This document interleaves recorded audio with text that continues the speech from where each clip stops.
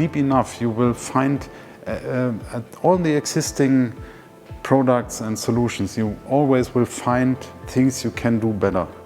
This is what we did, for example, with the Juna hinge. So the major challenge was to find solutions for the different technical problems and to build up a hinge with an attractive design, so to hide all the technical solutions.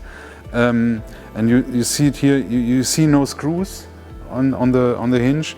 You have the gaps, very small gaps with the same size.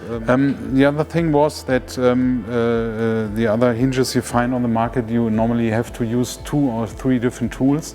And what we improved is that we have to use only one tooling for the glass clamping as well as for the 0-point adjustment. And this is what we do. We look at existing solutions and for each and every detail we find better solutions.